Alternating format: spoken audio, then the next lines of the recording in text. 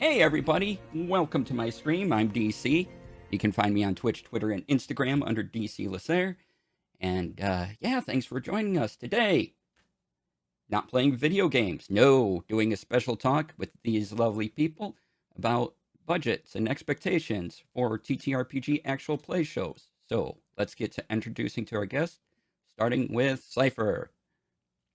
Hey, I'm Cypher. Tanya, also on the internet, everywhere. I'm CypherofTyr.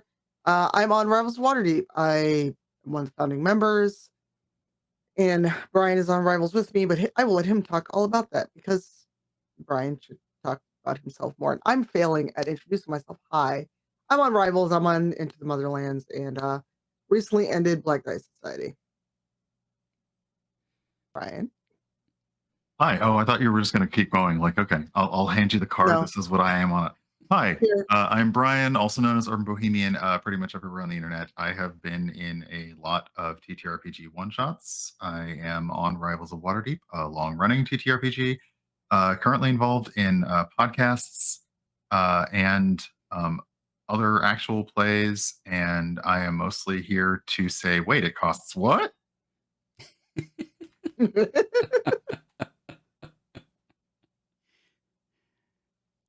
Thank you for coming in, and thank you for the follows. I appreciate that, and everyone coming in for the first time. So, oh yeah, and I produce Rivals of Waterdeep and the Watch City over on the Diascast Gaming. And if you go to Demiplane Twitch channel or YouTube, you'll find a short series called the Extinction Race, I believe. And it was using the Mutineer Zero. It's 4 episodes, so check that out as well. And yeah, those are my qualifications. All right, so... I feel like it's a longer list than that, to be honest. Let's be real. But okay. It is a longer list than that.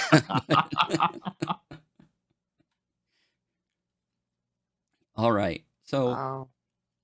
this was all based on a show that did a successful Kickstarter, and someone replied that they expected Critical Role type production values. And I thought, hold on a minute. We have a mismatch of expectations here. So the point of this is to try to bring those into reality a little more for people, because yeah, it's not everyone has been involved in TV and film and production, and think especially this, since this is a newer medium essentially. Twitch has only been around, what, 10 years or so, whereas TV we have well over 50, and films over 100. And so we have all these ideas for budgets, but now we have the internet and we have all these new things, and expectations are wildly different. And so the purpose is to help bring some knowledge and some understanding to that discussion. And so I wanted to start off with what you usually get with big budget TV, just to create a baseline for this discussion. So I had a Variety article up from 2017, and estimates on the cost of content that emerged from interviews they did on production budgets for high-end cable and streaming dramas were between $5 million and $7 million an hour. And single camera half hours on broadcast and cable run from 1.5 million to more than 3 million. A show like Bridgerton, for example, is 7 million per episode. At 16 episodes per season, that's 112 million per season. And some of you all want that from us. For Rivals is asking for 60,000 and less, and no, that's not happening. The Legend of Vox Machina, their original Kickstarter goal for that animated show was $750,000 for one 22-minute episode of animation. Just one episode. And so that's kind of our base where we're starting. Yeah, I would take $7 million an episode easy anytime anyone wants to Right? donate. That'd be fantastic. Absolutely. So Yeah. let's start with that and bringing it down to our budgets. What are we seeing for live play budgets and things like that? Uh, Brian, do you want to go first or want me to go first? Oh, you can go first. You have vastly more experience when it comes to not only being on, but also generating and working on the budget and the ask to get shows off the ground. Yeah. So most episodes, let's say of Rivals or even Motherlands, are four-digit episodes between the pay for everyone on the show, the cost of producing the podcast, the ongoing cost of hosting the podcast, you know, as long as I have internet and can upload. I'm not counting like the YouTube uploads, but at some point you're looking at 20, $30,000 for one season, which is part of why we ask for so much for Rivals, because before you even get off the ground, you have to think about your overlays. Are you hiring a producer, not hiring a producer? Are you paying your GM extra? If you don't have an external producer, because Rivals didn't for a long time, we all swapped off producing.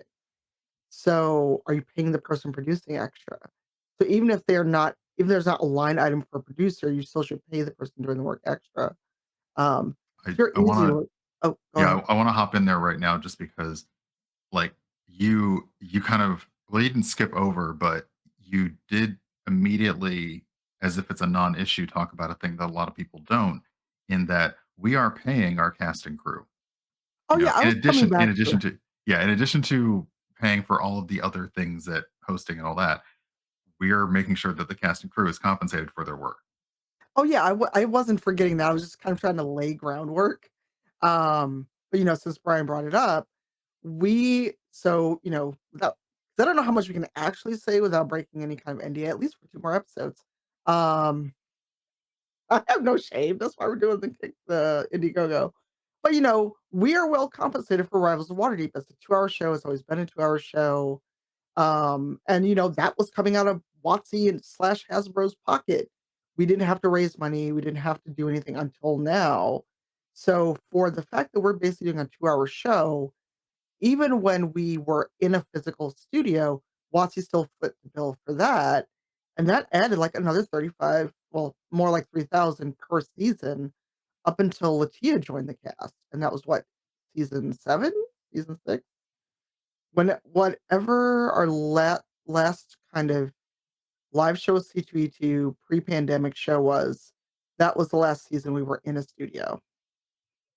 I feel like that was 7, So maybe. for 7 seasons, I'll just say we had a nearly 30,000 budget once you factor everything in for 10 weeks of shows, and that includes paying us, paying for art, paying to update everything every season since we rotate DMs, at least on Rivals.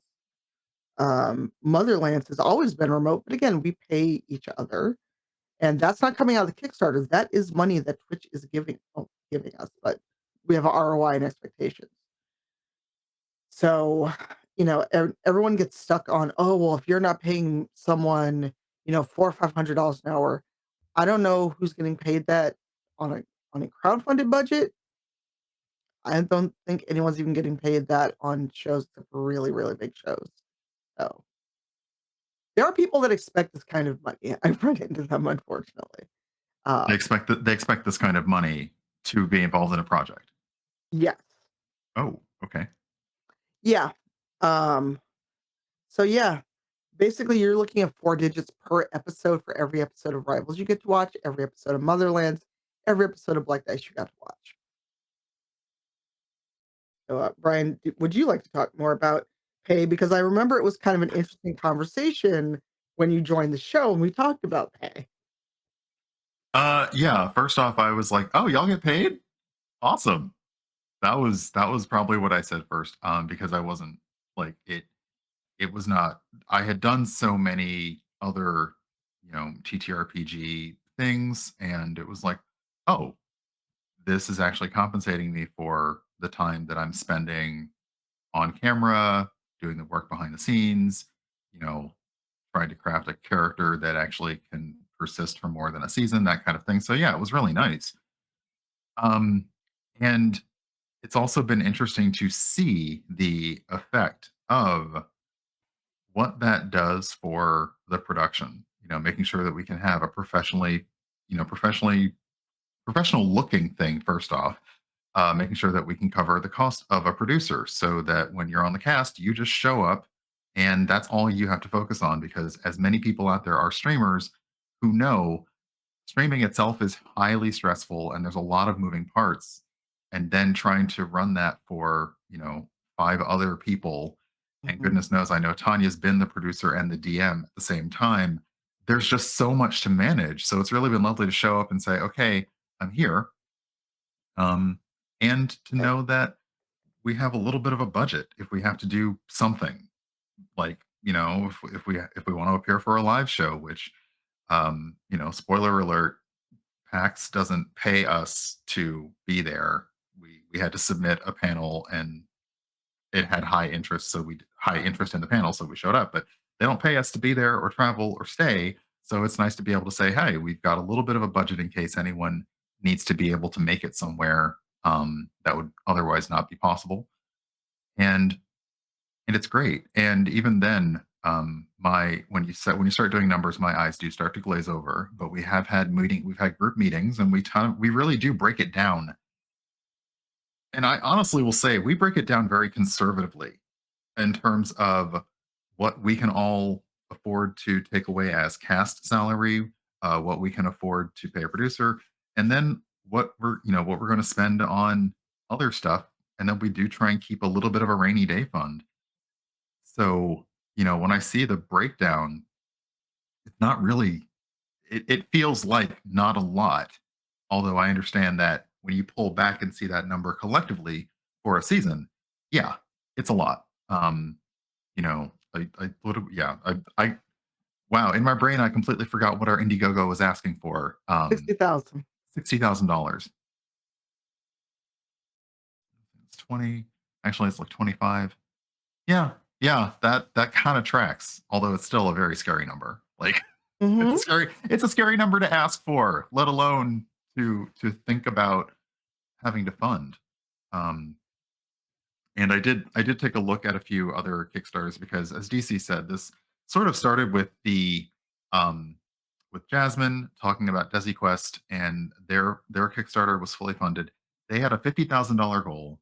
They ended up pulling in $150,000, which $150,000. Think about the numbers that DC went over for a half an hour of like one show or a season.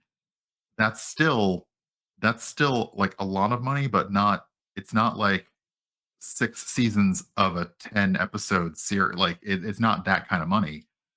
Mhm. Um, and they are asking for they're planning on being like all together live on location in the same studio with production, audio, visual effects, good rates for their cast and crew. That's not a huge ask if, and I'm going to put this back on people, if you believe that the people working on these things should be compensated well and fairly for their work.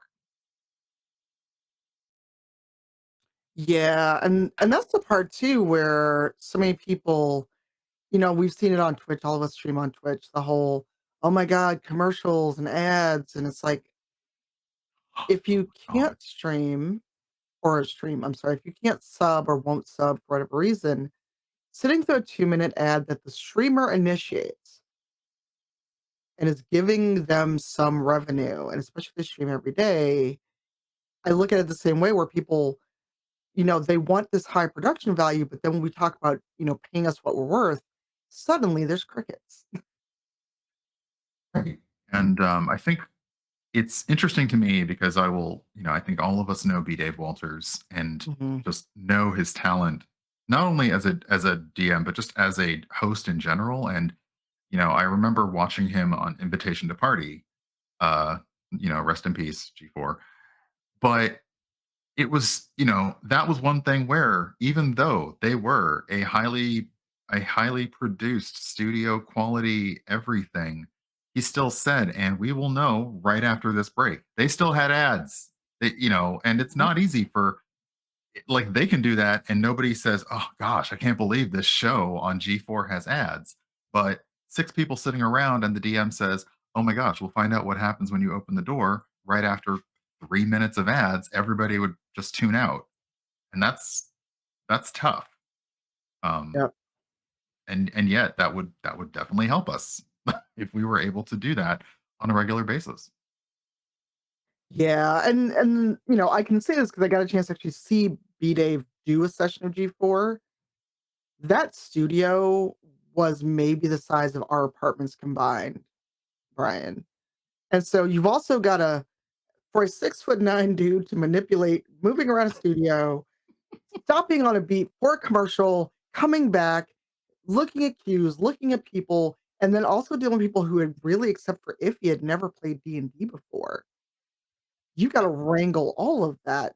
So hopefully for the season that we got, everybody was well paid.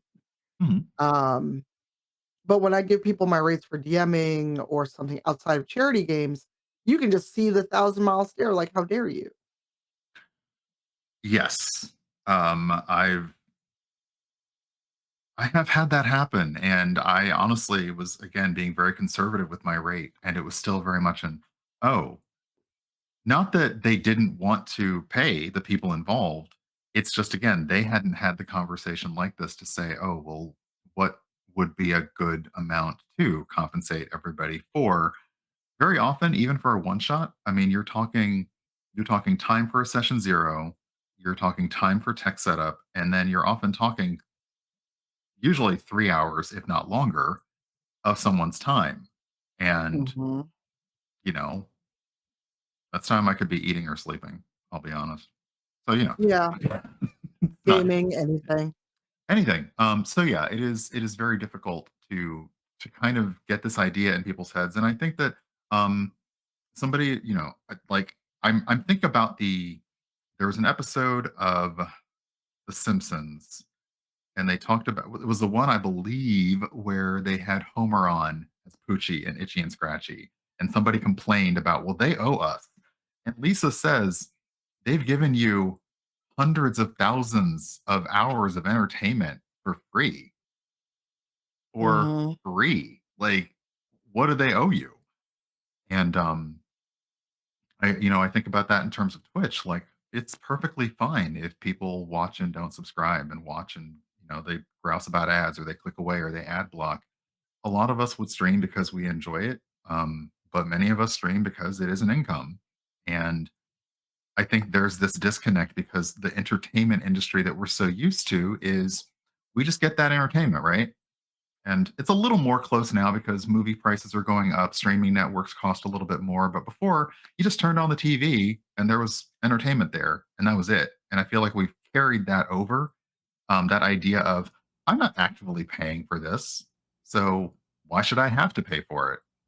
And I feel like Yeah, that's hitting the actual play space a lot when people are basically saying we can't actually afford to keep doing this. And then people yeah, wonder, well, what? It costs money to put on an actual play? Yeah. Yeah, yeah. it does. And I'm sorry. I'm rambling. DC, please interrupt me. that's fine. Ramble away. Uh, so another thing I want to touch on that we are kind of getting at too is studio productions versus us. We're in our homes. Our equipment Mhm, that we use doesn't cost near as much as putting in a studio. A studio camera, one camera, $10,000 easy. That breaks, mhm, they need to replace that camera. That's another 10,000, right? Or repair costs are going to be high because it's a specialized piece of equipment. mhm, We at home, maybe a few thousand into all of our gear, probably more. But I mean, total, not for like a piece or something. But I mean, 10,000, I could make, 5 or 6 of my setup easy. Uh, but we don't get recuperated for those costs either, right? We're not mhm, expecting that back necessarily, where a studio kind of needs to make that money and there's rental time for that space. mhm. Mhm. And that's also part of the budget. And, we would like to have some fun so that we could pay down the credit cards and everything for our equipment that brings you the entertainment. Hmm. Yeah, that would be lovely. Yeah, I mean, I actually sat down and figured out what it would cost to build a studio from scratch here in Chicago, and it was easily a 2 I can't math, at least, like, close to $1,000,000 to start because you're buying everything from scratch, and I allowed for 2 years of costs because it'll take you that long to get off the ground and hopefully become profitable. 'Cause that's a lot of money to invest and then have to shut down in 2 to 3 years. 'Cause in this economy, who is trying to go run a studio, who's trying to do stuff in person anymore? There's also the fact, at least for Midwest and East Coast, there aren't spaces to just go stream from, to record, to do shows. The West Coast, you can't throw a can I swear, DC? DC, can I swear? Oh, yeah, go ahead. Okay. I wanna be sure it's not my channel, I know how I talk. Um, like, you're in LA or, Burbank, you can't throw a fucking rock without hitting a studio of some kind. Here, Yeah. not so much.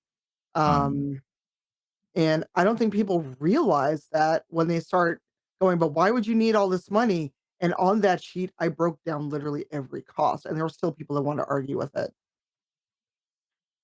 and it's one of those things where, like, that wasn't really something to quote unquote argue about because, Mhm. yeah, some people are going to be able to manage that. Some people are going to know people. Some people are going to be able to get and cover these things for less. But that was a very good and basic breakdown. And yeah, I remember when I went to like Astro Headphones had us out for a shoot, and all of us, none of us, except like one or two of us live on the West Coast. And we were all like, well, you could do this like maybe where we live, or maybe, and they simply said it's just cheaper to get resources and studio time on the West Coast. And yeah, if I were in like Atlanta, it'd probably be a lot easier to get some studio space there. But otherwise, yeah, shooting on the East Coast, there's a reason that they go anywhere else in the world to pretend that they're in America because there's just there's just no good way to do it here.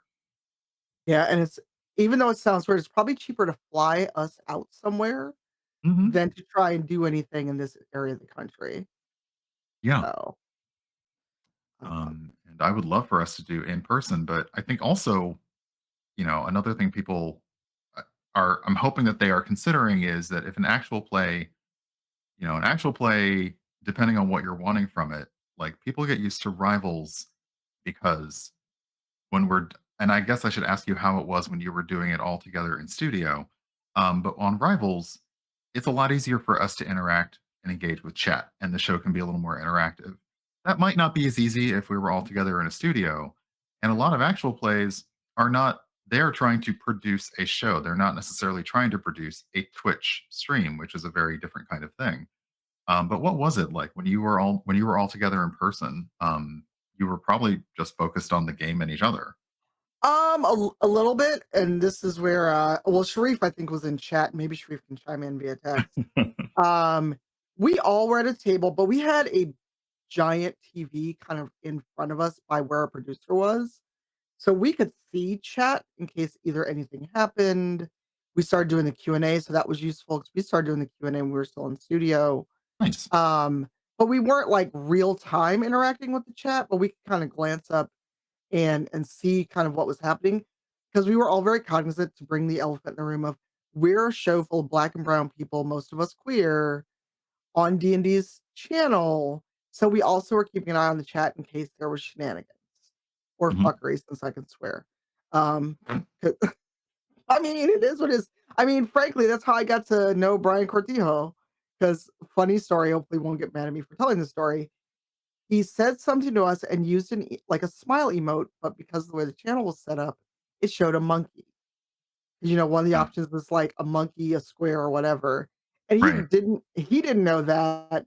But all I saw was, oh, you used a monkey on a chat with a bunch of brown folks. You're gone. And he was like, I'm so sorry. He actually messaged me because someone who had ill intent wouldn't have gone that route. They would just take their van and keep going. Um, Mhm. but it's different because you can see physical cues. We still talked over each other, we still do, but um, well, but with the understanding it's harder on Zoom because there's that little bit of lag, delay. If I'm not staring at all of you, like, and that's weird and creepy. Even if I like body language was much easier to read, but we still had moments where bleed happened. But there was the missing part of it was the camaraderie of we got there early, we sat around talking, we kinda knew what we were doing, and post-show, we could go out to eat and hang out, and there was more bonding than even though what we do is we talk during the post-show, what have you. It's like, "Okay, we've been together 5 hours, I got stuff to do." Yeah. Yeah.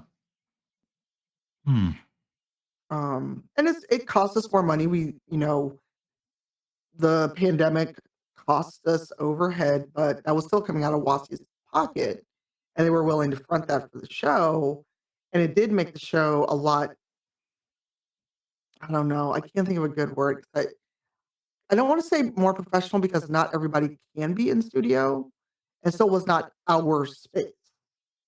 The studio did get a revamp and refresh a couple years into us doing it, but it still was never our space. There were little things of ours there, but we're always cognizant of we have to get let in every Sunday, and this isn't our space, yada yada. And again, I don't know if Sharif is still lurking about, but he probably could throw in more thoughts because he and I are the last original cast members. So I think it's weird that you say in person because I did do a few searches about actual plays and people's opinions of watching and listening to them, one of the things that sort of makes the the production rise a bit to the top in people's minds is those productions that have everybody in the same place. And mhm. Rivals was mentioned in those lists, and there was also some acknowledgement that the pandemic made it harder for everyone to do that. But that is something that, yeah, like having everybody there together, being able to play off of each other a little better in person is something that improves the quality. But again, to do that is going to cost money, especially if everyone isn't co located. I think about Lauren Urban, who occasionally is on D4 and says, "Yeah, I'm traveling essentially across country so I can hang out and then going back home." Like that costs just to be able to all be together. And I was really grateful for PAX because otherwise I was really wanting this idea that we would do something special where we all got together for something like even during the pandemic. So I was grateful that PAX allowed us to be able to do that in person and will again allow us to do that this year because our in person chemistry is so much different and so much better than live than on Zoom, and our Zoom chemistry is great. Yeah, we haven't murdered each other yet. Well, like it's easier not to murder each other when you're on Zoom. Verbally, Is that like Verder? Is it Verder it's if it's murder. verbally? Okay, it's It's Verder. Got it. Okay. murder. That's our new word for the week. That's our Gonna word for murder the week. you. Um. I mean, So yeah.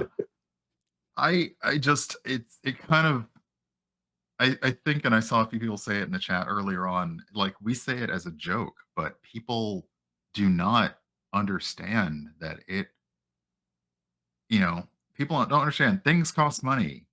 You kind of got that part in your head, but when it comes to entertainment that you're used to getting for free, and I will say there are people who can put on a fantastic production for nothing. Everybody may have great equipment. Everybody may already have great cameras, great mics. The person producing may have, top of the line machine. They may have business class internet. Everything is flawless. They've maxed out that free Canva account. It's possible to do all of this. Pardon me. Um, you know, on a much more modest budget. It's just I feel like we need to start in our minds kind of saying like everyone out there is putting on a really good show. It's just that when you want to start bringing your show to the level of, yeah, what looks like a 5 episode option Netflix series, obviously not that kind of budget, but you want people to consume it in that way. it's going to cost more money. There's no way it can't. Um, just because people are able to do amazing things on TikTok with their phones doesn't mean that that's going to extend to, an hour and a half to 3 hours of a professionally produced series every week. Yeah, and, I both of us have iPhone 14s. I could shoot a movie on this phone. That doesn't mean it's gonna be the same quality as someone with, like, 8 professional cameras, dollies, a crew, everything else, and I always feel like people are always quick to say what you should do, and this is easy or, "Well, I just it's just me and my buddies." Okay, cool, you're not trying to make a living off doing this. I don't give a fuck what you wanna do with you and your buddies. At least for Rivals, I feel like there's an expectation, there's a level of production value people now expect, Mhm. and if we were to suddenly drop a lot in our production value in what is hopefully our last 2 seasons, um, we'll never hear the end of it, and there's also the fact that as an all people of color production, we're held to a higher standard.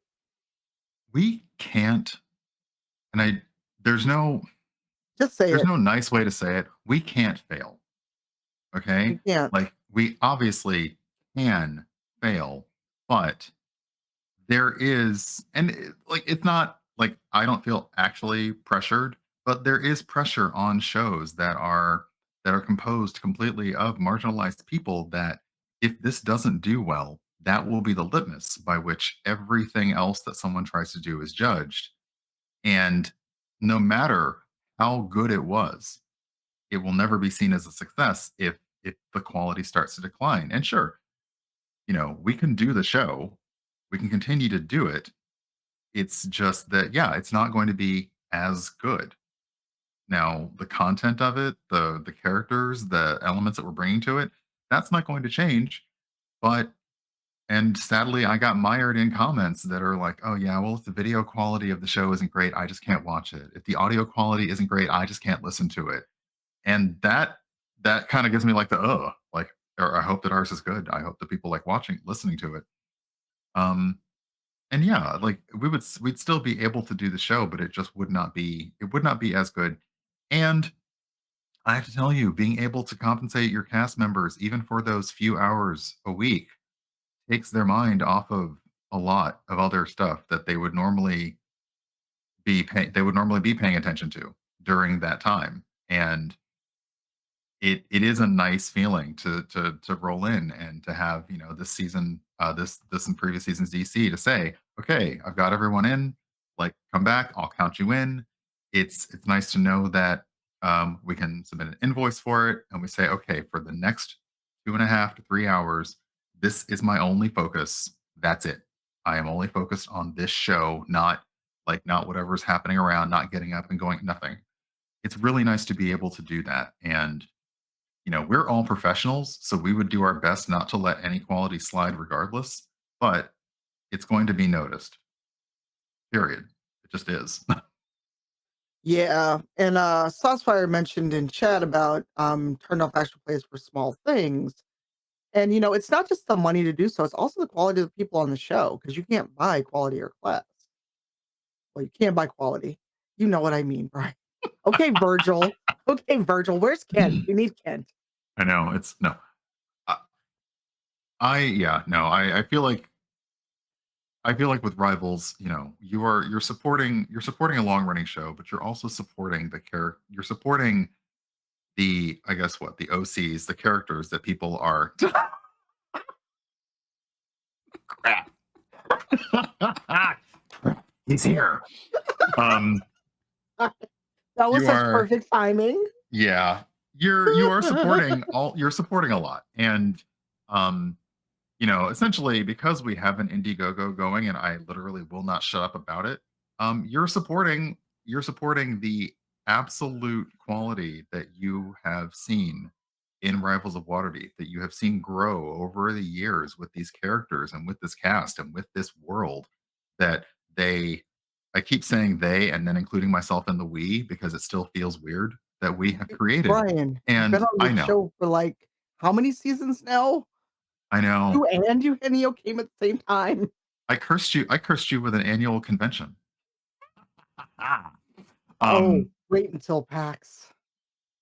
so yeah, it's just like that kind of thing is, and there are, I was talking, and there are people at various, you can say various levels of performance because of their performance background, various levels of quality. And I only say quality in that those are the people that can perhaps demand a higher rate, but also those people are demanding that rate from outlets that actually have the money to pay for it.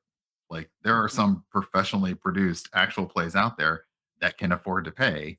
Um, you're getting all of that when you deal with the show, but mostly, yeah, it's just I keep forgetting what level y'all started at. Did you start at 3 or 5? Do you remember?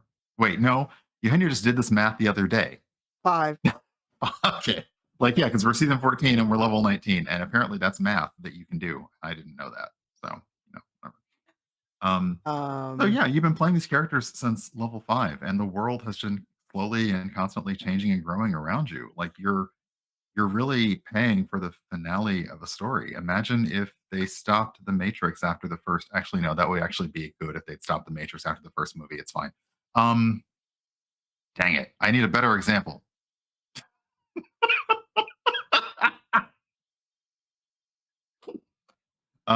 What if it was just like The Sopranos that just ended on a black screen and nobody knew what happened after that? I You know, mean, we might just fade to black for the like. Okay, bye. deuces, we didn't hit our goal. We're out. I'm evil. I would be like, you'll never know what happened. I wouldn't be like, I wouldn't be like B Dave and give everyone nice, neat, tied up things. Yeah.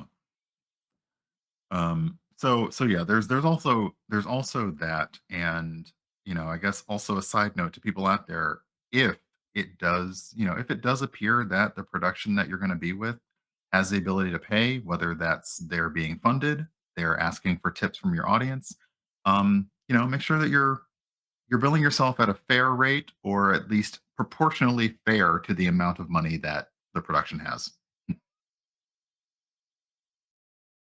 Poor DC, we've talked so much. Also, I'm evil, and I put that in chat on purpose. It's been excellent. So thanks for coming. Other thing I kind of want to cover, we're talking about being professional and how that goes into budgets and things like that. Mhm. And another thing we have to work on aligning is getting people sort of trained up to that, to a kind of professional level. There isn't Mhm. really much in the way of just training people in this. That's Mhm. why I offer a class in producing, is because it, there are things. I have 20 years experience in video production, and people just coming into this don't have that. And things. One thing I talk about often is just bringing up headroom. Is that some people have, like, 3 miles of headroom above somebody, and you only need like an inch or two. So between the top of the head and the top of the frame, and so little things like that just add to the value of a production. And so going into expectations of that is that we also need to look at making some sort of infrastructure so that people can earn their keep in a way, or be paid fairly and get good results for it too. Yes, because it is true that it's like becoming president. Anyone can do it, but there is a huge difference in doing it well, and not just learning as you go, but also as and this is I often have this weird thing in my head because the cast of rival are friends. Cast of rivals are friends, but we're also professionals, and we do a good job of walking that line between friendly and professional. If something's up, we're able to talk to each other about it. We're generally able to have a conversation without it being a problem, and that's the kind of professionalism that people need to bring to all of these projects. Where if something isn't quite working, you need to be able to sit down and have the conversation about it. You need to be able to have somebody say, "Hey, I watched the VOD and our sound is a little bit weird. or I watched the VOD and maybe our crops are a little bit tight. Maybe you can do something about that. And that's, that's part of it. That's part of being professional about it and saying, got it, cool, take that note, or in whatever kind of relationship that you've got. Um, and I do think that, again, because a lot of these actual plays are seen as, oh, it's just a bunch of friends doing their thing. You know, Tanya's the only person that I knew before joining the Rivals cast. Everybody else, I knew of them, but I hadn't actually met them. So sometimes you're coming in and it's just a bunch of people, and you need to realize like you've been cast because there is a certain level of expectation from you by the person who cast you or the person who hired you to do the podcast at like the audio editing or the video producing or the art or any of that. And a lot of that, I won't say it can't be taught because it can be taught. You should actually, thank you, DC. Like you should basically go get DC to teach you how to do these things. Or if you're at a con that he's running a panel at, you should attend the panel, or you should book him for a consultation because he can actually teach you how to do this stuff. Otherwise, it's a constant process of getting better at it, whether you're behind the camera or in front of the camera. I now bring a whole different I bring a whole different aspect to pardon me, uh, to actual play than when I started. And Tanya knows for a fact. Like she asked me, and I said, "Are you sure you don't want somebody else?" Because I was a streamer. I can be entertaining on camera, but doing that to pull into creating a character for an actual play is a very different thing entirely. Thank God for Eugenio Vargas, because Wow, because the rest of us are just chopped liver, huh? look, okay, I can throw Wow. literally anything at him, and he's like, "Yeah, I got it. I'll just throw it right back." Mm. Note to self Sunday. Okay then. It was so nerve wracking coming in as a Why? fresh character, and as a very high level character. Like that's the highest level character I've ever had to generate on the spot. Brian, I would not have thrown you into Not the on the deep end. spot, but you know what I mean. Yeah. But I wouldn't have Um, thrown you into the deep end. oh yeah, and I agree with people in chat. Just learning how to manage OBS better are things that you can learn from DC Lasair. Yes. That's why the rivals look so good every week, because it sure ain't me. Me, I'm like, buttons. Um, I am, as witness to every week on Motherlands. Um, but there's also the part of it where understand that signing a contract doesn't mean that you're not friends anymore. But when you step on stage, as it were, you are there to do the show. Yes, you're going to have fun. It's going to be silly, whatever the tone of your show is. But you need to understand especially when it's something like Rivals or Motherlands, there's real money on the table. And if you're not there and you're not there bringing 100%, why should we keep you on the show? Why should we keep bringing you back every week? Because a lot of people, again, to Brian's point, think, oh, it's just friends. Yeah, we're friends. But Brian and other people in chat can tell you, I will turn on Business Tanya real quick when we need to. And no one likes Business Tanya because it's the unfun part of doing this. What you're struggling not to laugh. What are you gonna No, say? because my secret is that I'm actually always Business Brian. That's the thing is people don't understand. Like Business Brian just they're like, oh, it slipped out. And I'm like, Business Brian's been here the whole time. Oh no, Business Tanya is usually there, but because of the work that I've done and work in higher ed, my business self is a lot different than the one that comes to the table to play D&D or DM or what have you, I guess is the best way to put it.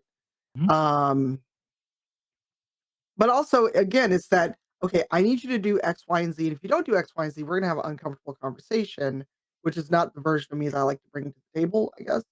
Absolutely Um, not. No, it goes back into the professionalism and also unfortunately knowing when and now it's very different because yeah, for Motherlands and for Rivals, there's a contract that mhm, has detailed anyone knows if you got a contract, it spells out A through Z what's expected of you. Are you lighting a candle for me? I Are you am. like okay? Pray It for details Virgil. what's expected of you, and usually those like when you step outside, you also need to be able to have those conversations about this isn't working out, not we need to talk, but sometimes it's like, hey, it says that you signed a contract saying you'd be able to provide the following services. You're not. And whether that's, in production, being able to do all the specified deliverables, whether that's when it comes to talent, being on time, submitting the paperwork you need to do, all those things. Um, that's just part of the professionalism. And you do all of that really, you do kind of grow into it. You start to realize and it all just becomes part of your being. And I'll say, like, once you start developing those skills, that's what has other people see you on a show and say, "Oh, wow, I'd like to ask them to be on mine, or I'd like to ask them to do a thing on mine." And I think that's why, one reason that we're very public about who does what for us is so people can say, "These people are verified professionals. These are people that you want to work with. These are people who get the job done." Yeah, and conversely, our industry is very small. When you're not a professional, people will know. Look, I have no shame, and it's not like, oh, trying to ruin someone. It's if someone came to me and said, "Hey, this person wants to work with us, or they applied with us, and we know they worked with you on Rivals. Would you recommend yes or no?" And I'd be like, "Okay, emotions out of the way. Here's what they did or did not do. Yes, I'd recommend. No, I would not recommend. Just when I had a day job." Yeah. It actually Or surprises me how small this space within gaming is sometimes. it does not surprise me. And rip my candle. I can only light one wick. Um, so yeah. Oh, yeah, Kim, Winston Work said, "Pretenders in small industries are always the source of the most shocking cringe stories." Yes, which everyone on this Mm. call is extraordinarily familiar with. Mhm. And I'm just gonna leave it at that. that's There's that's a different call. That's a different panel. That's yeah. that's a one we are having an after dark conversation that we're not keeping the VOD of. Yeah. So yeah, I don't know. It just I think it's part of the streaming aspect and part of other jobs I've had is just it's just always constantly shocking to me. People's expectations are not shocking because people always expect in their mind the best of whatever. But when they can't make that connection between their expectations and the real world cost of that, and it is and I admit part of that is because everybody out there with a camera and a microphone is putting on an actual play or putting on a stream or putting Mhm. on a podcast. Everyone's out there doing it. Some of them are doing it. I mean, look, we had a pandemic. Literally every dude with a microphone created a podcast. Were they all looking to make money off of it? No. Did they all take those Squarespace ads? Yes, they did. So, like I think that is what helps. That's what like kind of dips it in people's minds of, oh, it's easy to do. And I'm always like, if it's that easy, go ahead. You go ahead, figure out your schedule, get all your friends to agree to it, create a campaign, create your characters, find a Twitch channel, make some overlays, get everybody on Zoom, make sure everyone's microphone's okay, make sure everyone's fine, get your captions going, have everyone ready, and do that regularly every week for 10 weeks. Mhm. And I then come and mean, tell us how easy it is. and also just not have tech fail or something goes wrong or bleed.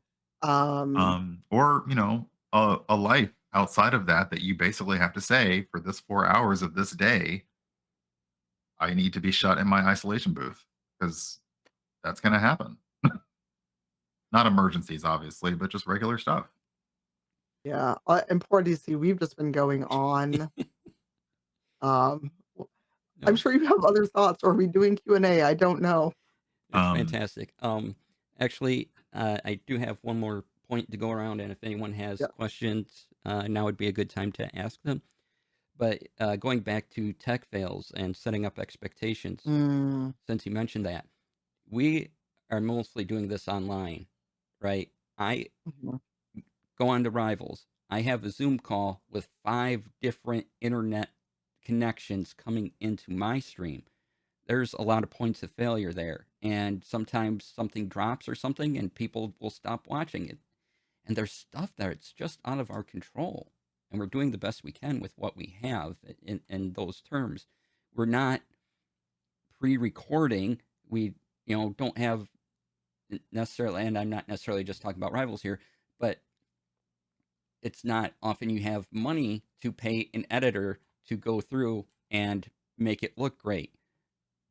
Sometimes that live show is what I get. Now, personally, I love the chaos of a live show. I kind of thrive on that.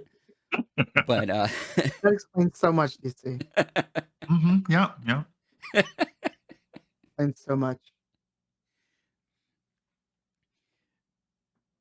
but yeah, setting the expectations is that stuff's gonna go wrong, and we I do my best to fix it as quickly as I can. If I'm producing, and it takes a minute, and sometimes that's enough for people to leave, and I don't know what to do about that necessarily, but I can just say that Yeah. the expectation is that if you're live, you have a bunch of stuff coming over the internet. You're sending a signal out over the internet. Something is likely to go wrong, Yeah. and you can have all the budget in the world, and something can fail, and it's okay if that happens. But to slam a show for that failure and call it a bad production is not cool. Yeah. I it's funny. I think about, like, when you think about the points of failure as doing it ourselves versus a studio. When it comes to a studio, generally you've got a contract in place with that facility that says they have guaranteed that the Murphy's laws have mostly been put out of the system. They have guaranteed that your stuff will stream to the internet, your recordings will be okay. They've done that. There's no way for us to actually budget and account for having a flawless remote technical production. Like, there'd be no amount of anything that we could say, okay, well, now we can pay for this level of service to make sure that, DC, as our producer, that his internet won't go down. We can make sure that all of our internet won't go down. We can't. It's not possible. And yeah, it is lovely and chaotic and stuff happens. And for the most part, just like regular streaming, viewers are okay with it. They're like, yeah, okay, like we'll wait, we'll hang out.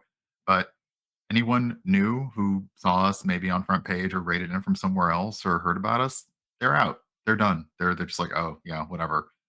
Um, yeah, there's nothing you can do.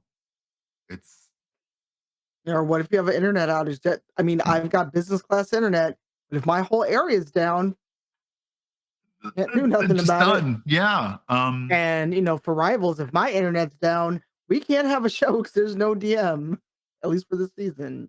Right. Like, So, we could play pretend and basically all start whip out our phones and do, like, okay, we're just gonna do this old school, and it would be hilarious because we could recover. But that's not, that would be us basically trying to recover a catastrophic failure that none of us had any control over. yep.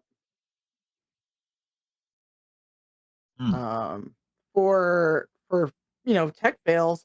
I mean, even not even just with RPG streams, just as streamers, as people putting on a show. To steal Kawhi Guy's terminology, there are times where it's like you and Brian and I have both experienced this recently.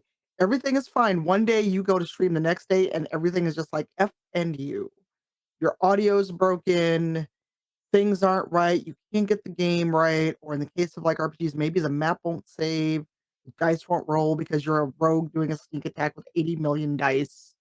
And D&D You know Beyond who is you like, are. I know Eugenio's probably still listening.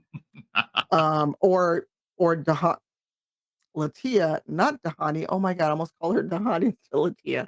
Um, all of these things, and one little thing, or and this is gonna be me and my salt. When one person notices a thing, the whole chat decides to notice the thing, and they don't give you 5 minutes to just kind of fix it.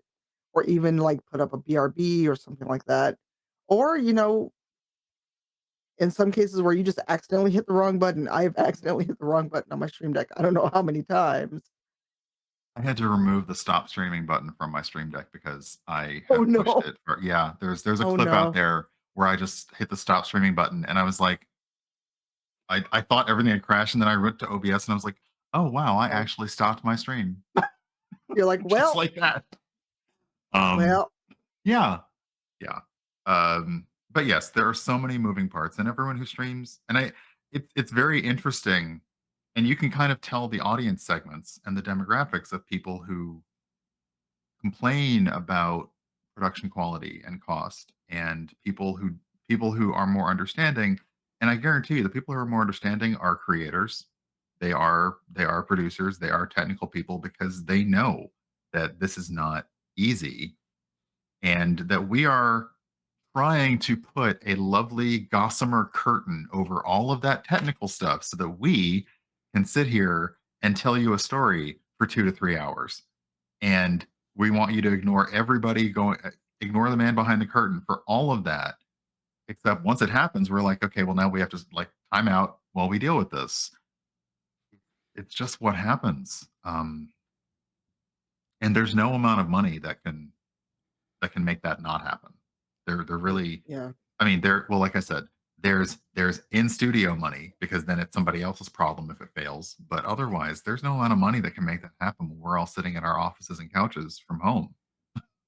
Yeah, and the other part too is that I think a lot of people don't understand that, because you brought it up yourself, of how it's different sitting there on an actual play versus I'm gonna play, you know, Destiny, Cult of the Lamb, what have you, because I don't have to put that same brain space into use. Mhm. Um, but also above all of it is that no matter what you're doing, you have to be entertaining. You have to be able to engage people, whether or not you actively are interacting with your text. I know most people who do RPG streams don't. And a lot of people actually don't want their cast to have their phones out, be looking at chat or what have you. We do with Rivals. It's kind of just what we've always done.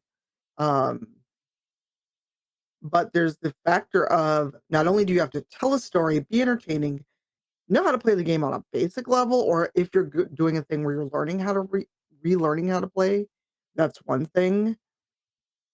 Like with Dungeon Crossing or Rivals or um, what is it? Star Trek. 'Cause you just mentioned the Star Trek one shot the other Oh day. yeah, where literally all of us were learning how to play as we were putting it on. Well, I kind of had run it before, but I'd forgotten Oh, okay. literally everything. Also, I think the rules had changed by the time. That makes sense because yeah, that would have made sense if they had been a slight. Anyway, sorry. I go on, please. Oh, that's good. But I think a lot of people need to consider that's yet another factor in producing and being on screen. And, I'm going to call out everyone who likes to backseat game people on TTRPG streams or go back in my day, because someone did that during the finale of Black Dice. Or no, it was actually during Rivals last week where they started talking Yeah, about Spelljammer, like in 2E. You need to catch up. we're We're like like we're 3 we're versions way ahead. yeah, we're like 5e, and it is interesting because and this moves further into yet again a different stream that's about parasocial relationships, and I feel like we need to have the parasocial relationships vis-a-vis backseaters in actual plays because you can yell whatever you want when you're watching TV and people won't answer and they will never see it. But if you're yelling in chat, we or a moderator or somebody will see that crap. And it's like, maybe don't. This is not the place for it at all. Just saying. It's interesting being on the CNE Games show, the Idle Champions Presents, because their moderators are ruthless at deleting comments left and right. They're just like, somebody even says something that's a little bit like backseating, they're like, yoink. No, that's just gone. And that's a new And development because Mhm. when we did Tiamat, we just find to go, okay, people need to stop. Yes, and they've even told us, and I will say, if you're thinking about producing something, and chat interaction isn't hugely important for you until you maybe do a Q&A, tell your cast to not worry about looking at the chat and make sure you got moderators on hand. And we admittedly do not factor the cost of professional moderators into our things Yeah. because we have moderators. Moderation as a profession is, again, another conversation which I know people who are qualified to have. I'm probably not the person qualified to have that conversation. Yeah. I mean, and with moderating, that's something I've never factored in, but I thought about it because if you're asking, let's say, someone to be around for 2.5 hours every Sunday, basically, and all they're doing is focusing on your chat, what's a fair rate? Do you budget that into something like Rivals? But all of us have kind of brought our own mods to Rivals anyway. Mhm. So if you aren't if you're not moderating anyway and you're gonna be there, I don't know, I lost that thread as I was talking. I was like, "Where am I going with this?" But, do you pay a professional moderator the same as, like, your producer? Do you pay them less? Like, what is the value of that so you don't have to deal with it? I mean, yeah, like we all know somebody who has modded for a professional for Critical Role, and Dasbiff, the way he talks about it, it's a very different thing than having people moderating like a just a regular game stream. It is the Yeah. way you have to process information at a chat that is flying fast and furious is amazing. And that's but that is going to be a very different kettle of fish depending on the audience for your particular thing. And I think that everybody can run an actual play starting with, yeah, everyone just hop onto Discord or hop onto Zoom, or now that Twitch guest star is out, hopefully it's going to also open the doors to make it a lot easier to produce stuff like this. It's great to just start out saying, yeah, everyone hop on and we'll just go from here. And yeah, maybe over time you'll realize to you may want to have you may want to have a better look, you may want to have better quality, but that's going to cost money. I think that with Rivals, it was very fortunate enough that Blue Microphones and now Logitech for Creators is sponsored because when we were in need of equipment to increase our to make our audio better, we had somebody who said, okay, we'll go ahead and have that done. Um, and I feel like they were able to provide cameras for some folks as well. So Mhm. like those are upgrades that thankfully we didn't have to take on. Um, and that's not even like a sponsorship. It's more like a lot of brand partnerships. It's basically like you have our stuff, you talk about our stuff, we give you the stuff. Yeah. um, I also lost my train of thought. It's Uh, catching, that's going okay. around. Yeah. The train derailed by me, it's now passing by you. Um, it did, and no, I will say because I keep looking at this page. I mentioned earlier that I went to look at some Kickstarters of some actual plays that are now fully funded, and when I look at what they were asking, they've all surpassed their goal. But I focus on the goal, and a lot of them are very modest. DesiQuest was only asking for $50,000. I see one that's like a 20 episode podcast. They were 10 episodes a season. They were only asking for $6,000 like for a season. $3,000 for a one shot, 18K for a season, and they're all telling you in the why, like what is this budget for? And a lot of them do not talk about like compensating the cast is not part of their budget breakdown. They are those people who are coming together to do something that they love while also realizing, okay, we may not be getting paid, but we still need to put some money into the production of this thing regardless. And yeah, just compare the goal and what they got, because great that their fans are able to push their goals, but these goals are very modest um, for a lot of these things. And I feel like people see something and they think it's a lot of money. And as anyone knows, when you have a lot of money, the minute you start using that money, it is suddenly no longer a lot of money. Mhm. Me watching my business bank account dwindle as we pay for things from other lands. Oh, Woof. I remember the texts. Yeah. I mean, even now where I'm Okay. like, "That looks like so much money. Oh, wait, I just got a bill for $20,000." Yeah. Um, So yeah, I just it's one of those things where it's like I really would love to just make people understand that this is making and producing entertainment in a way that is different than the way that we're used to consuming it. Our entire lives, there was always just, literally an entire city dedicated to movies and TV. Like it was just always there. And you're like, oh, Hollywood, okay. Now people are trying to turn themselves as streamers into entertainers. And they are taking all of that cost on themselves. Tanya also does a panel about what it costs when you turn streaming from a hobby. Do you want to turn it from a hobby into career and the cost of that? And now we have people who are trying to, they're trying to put on, when the friends with a webcam on YouTube turned into, hey, we should make an actual web series. That went from, okay, it's a bunch of us on our cameras to, okay, we actually need to rent like a location and we need to actually have professional lighting and cameras and sound quality. All of that has kind of come up and everybody is now realizing that, yeah, you can do this, but you're also coming into those costs of it. It really just takes money to do this. And even if the money is like buying the equipment, or the money is buying the equipment with a good enough guarantee that it won't fail. Like it's just all of these things. Yeah, I mean, I dropped the links for the hobby versus career panel that we just did at TwitchCon. Pirate was on it. I don't know if Mandy's around. But even what I mean, and Brian and you and I have done a similar have done that panel at other conventions. Mhm. And just you see like that dawning moment, like the light bulb over their head where they go, "Oh, this is gonna cost money." And what do you mean I now am a contractor?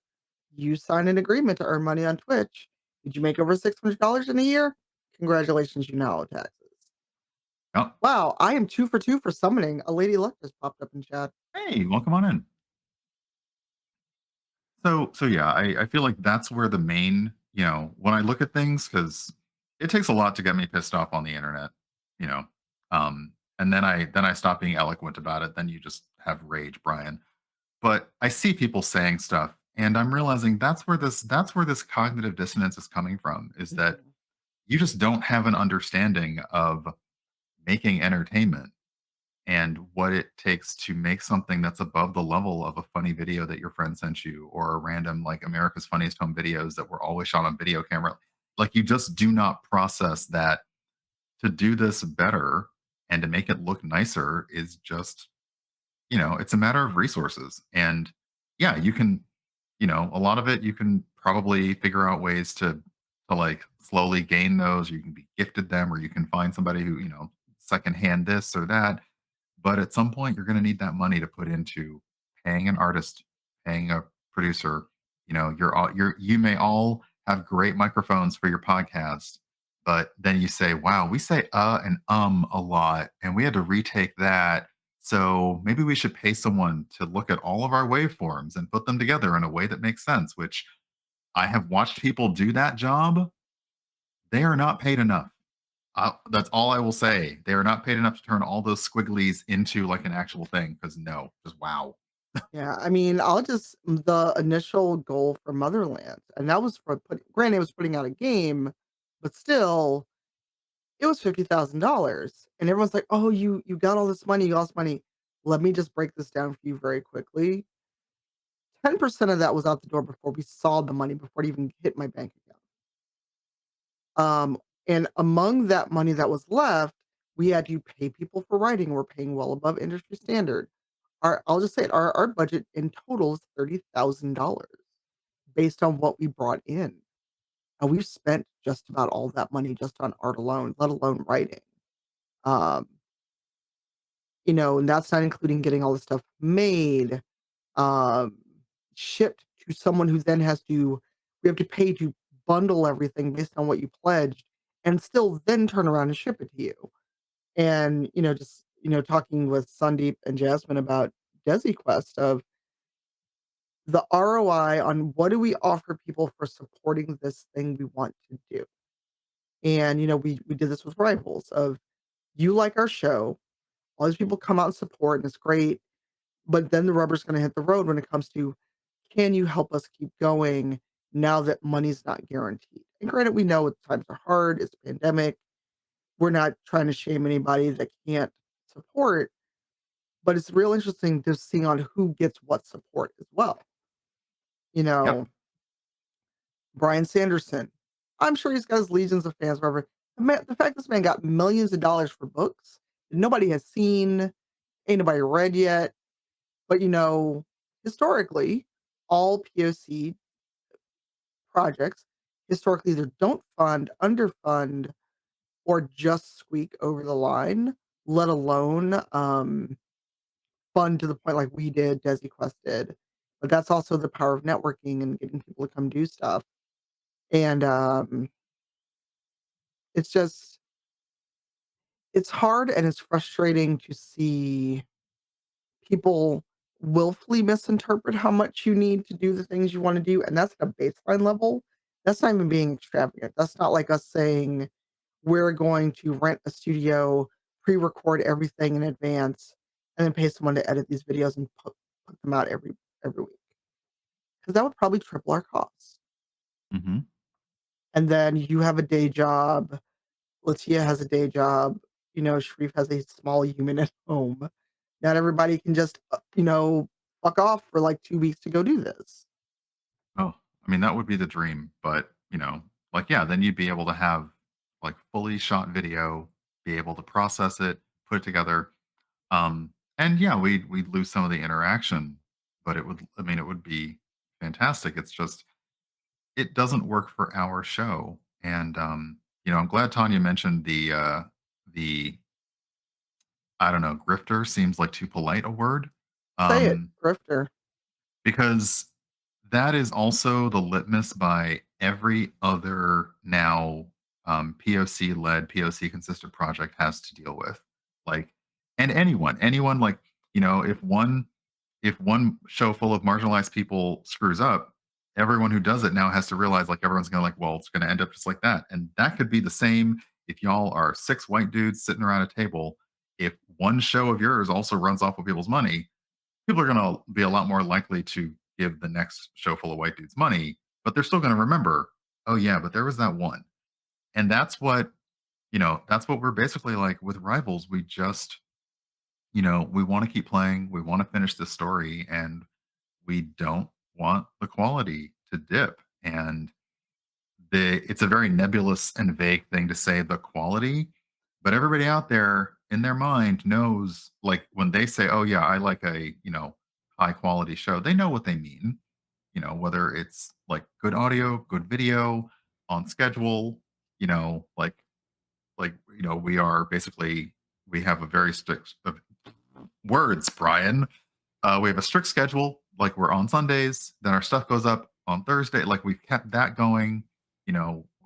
We've maintained everything else around the show. We maintain a Discord. We haven't even discussed community management, which, again, I am not qualified to have that conversation.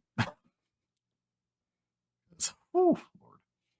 Yeah, and Um, oh, go ahead. Sorry, Brian. no, yeah, no, it's just, for me, it's like, I understand why people have that disconnect, but I also want to tell those people to shut the fuck up.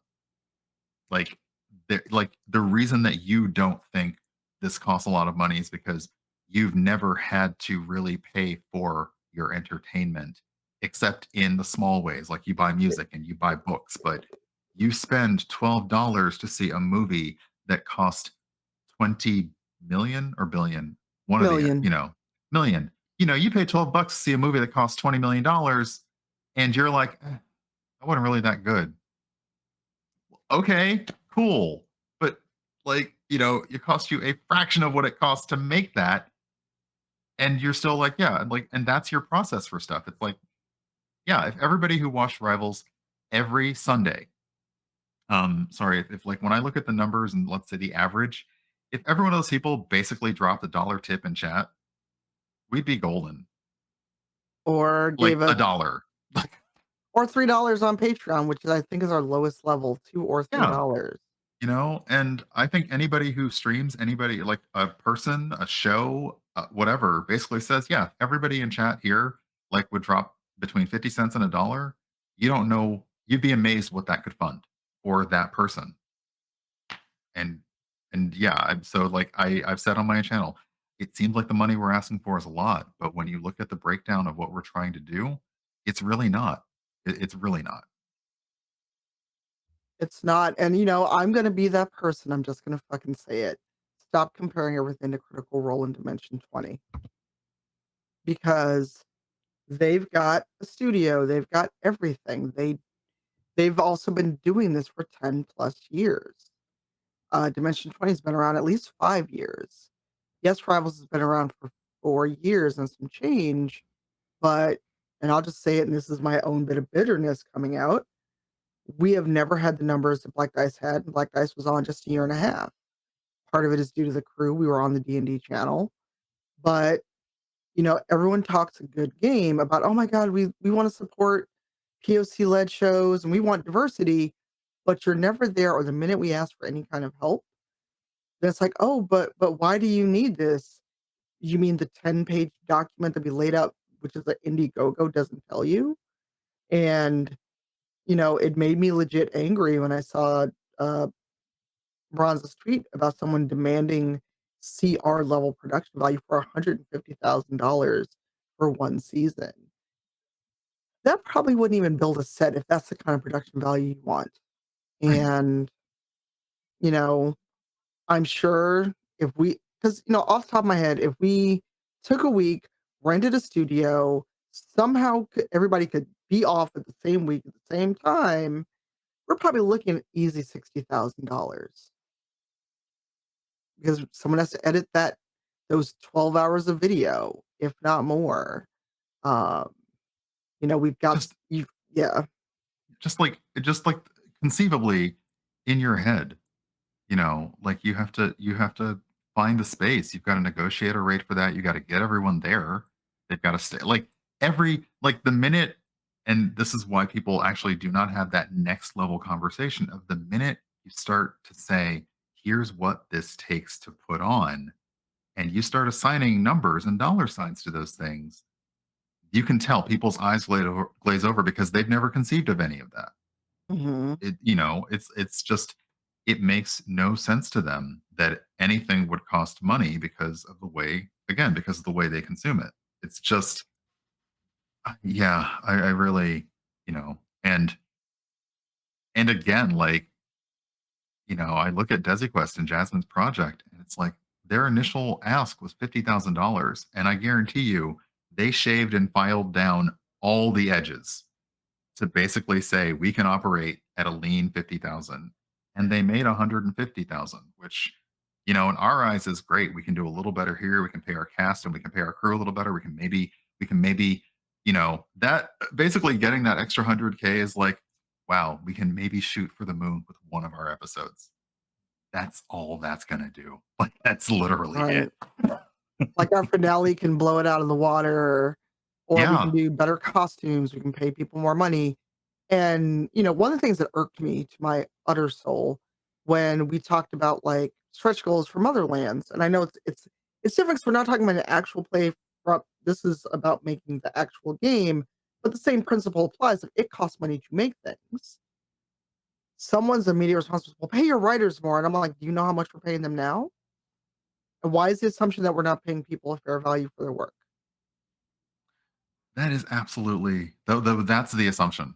Like, that is just the assumption that everybody is just, giving people peanuts for stuff, and I wonder if that's why the amount people are asking is such a slap in the face because, like, this has got fair rates built into it. Mhm. That's the first and foremost, this has got fair rates built into it as fair as we can be. Like, yeah, I'm sorry, work is like, I can see the little dots floating from one of my coworkers, and I'm like, just hit enter." That's all right. Isn't the someone that's typing dots? And you're like, "What do you want?" Hit send, hit send. Okay, be right back. Um, Right. So, one thing I want to get into is, and we're kind of hitting that a bit, is yeah. that what goes into that pay? What are people doing for us? Like to edit a show, say, to edit 1 minute of video can take 2, 3 hours, depending on what you're doing with it. Mhm. And you know, it's yes, it is a lot of money for an editor, but they are worth the time.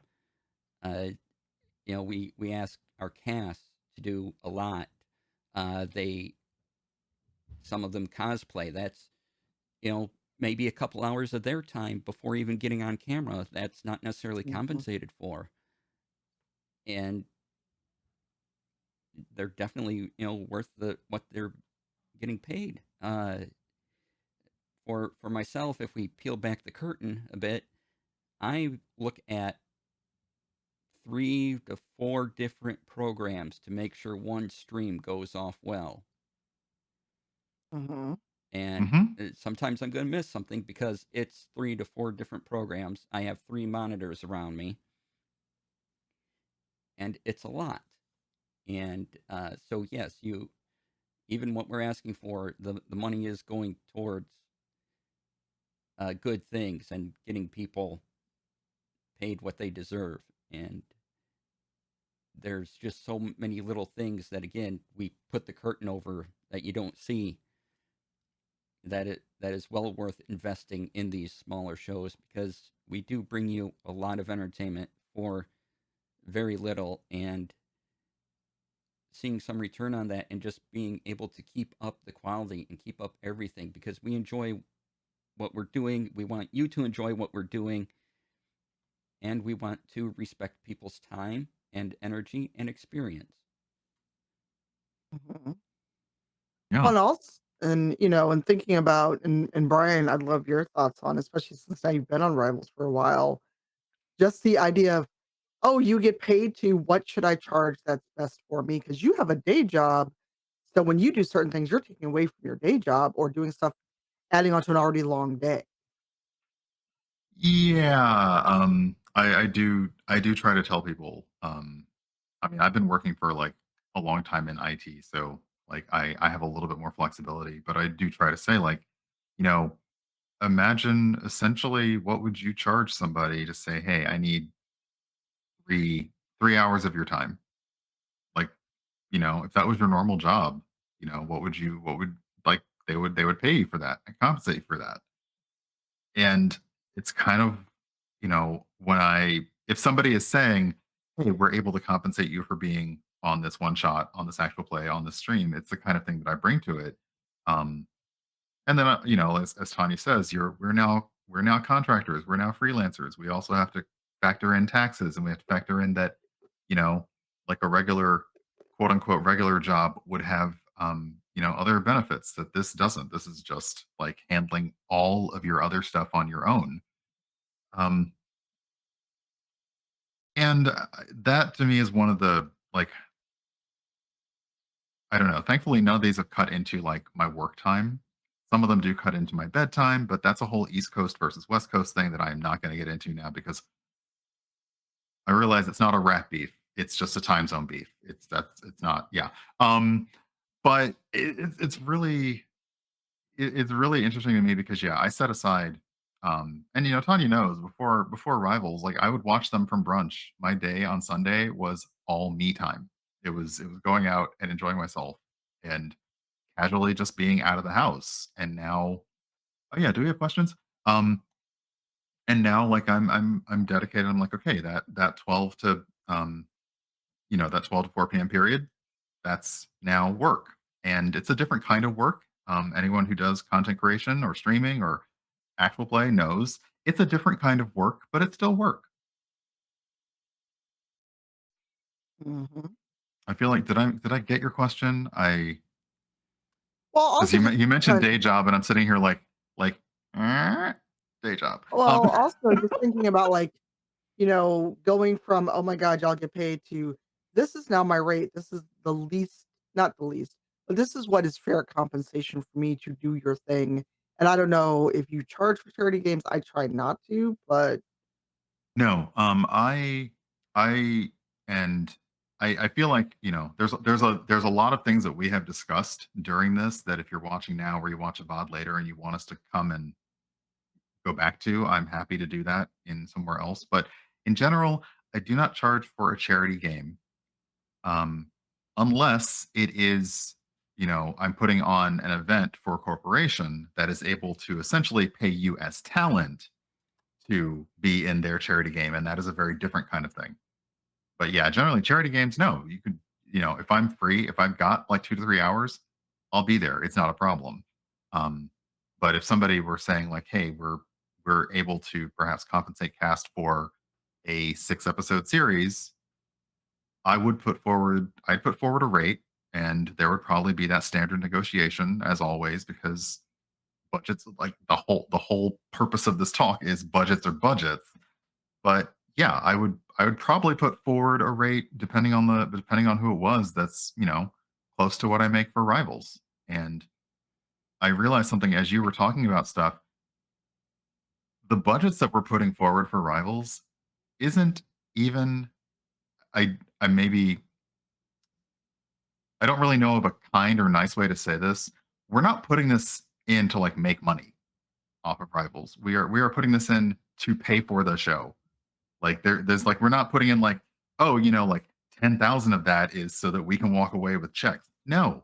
Like everything that we're doing is to pay for, it'd be nice if we're able to, after the story is done, like we as owners of the intellectual property can come together and figure out other ways to use it. But that's what this money is for. And, you know, it's great if you're able to parlay something into a sponsorship or parlay something into that. But this is just to this is just a pay to keep everybody going at the same rate. Like we're not going to come out of this with somehow some extra money from this or anything like that. Yeah. All right. We have a couple questions in chat, unless there's any other thoughts Mhm. on that right now. No, just pay people what they're worth, and if you don't wanna pay up, then, an ad will not kill you, can confirm. All right. First question. And I know my answer. How much time do you think you've spent in developing specific behind the scenes skills like editing, etc., just to facilitate the show? Now, my long answer is most of my professional career has been doing this. The shorter answer is for streaming and stuff. I probably spent a good 2 3 weeks of time diving into OBS for hours a day and looking at all the programs I needed to do. And I continually watch YouTube videos on updates to OBS, to streaming, to everything. For me, it's a daily process as well. um, Um, both of us. I think it's much the same. Probably, I don't have the professional experience behind it, but for the things that I do, which are essentially skills that I get from doing my own content creation and my own stuff in terms of um, any like art that maybe Tanya and I have to adjust, or trimming down a video or editing. It's it's easily, and I guess, oh, I also realize like there's also updating our wiki and updating our IMDb page and things like that. Um, it's still about like an hour to two a week, and it's it's one of those things where like I can say it's a labor of love. It's very easy for me to do that while doing other things, but it is time consuming. for me, because a lot of the skills I put in at least the back end of Rivals and Motherlands are admin skills, and that is like working since I was 16, being an office manager, all of those skills that I now put into these shows. Because I'm terrible at podcast editing. I had a podcast for years, and I learned to hate editing audio. Hate hearing the sound of my own voice. I can do it. I just hate it. Um, and I know how to do video, but it's for me, it's still ongoing. I don't feel like I've mastered anything specifically. Um, but at least for Rivals, there's a couple hours of work in the days leading up to a new episode, and a couple hours of work, if not more, post show. Because we also record a post show now and put it on Patreon, and Brian usually edits that and uploads it, and then we upload the video. And outside of the 2 hours you see us on screen, probably another 4 to 6, maybe 8 hours, each week just for Rivals, let alone, like, Motherland stuff. Because Motherlands this season, we're using guest star, and, there's the money part of it that none of us have really talked about and the keeping up with W-9s because we are fortunate if we get paid enough where we gotta pay taxes on it, um, but there's all the admin stuff that goes behind it and just, "Hey, did you invoice? Did you not invoice?" All the little things where you gotta just kind of office manager brain often kicks in during Rivals, so I'll also add in like the skills that you don't think about, like which are still they're not beside but they're not behind the scenes skills. They're actually still very front facing skills, which are essentially the casual marketing and being on for the show, even when you're not on the show. Like like it's a weird thing, but essentially like knowing that you have those soft skills. Like when we were at PAX, we had a show at PAX.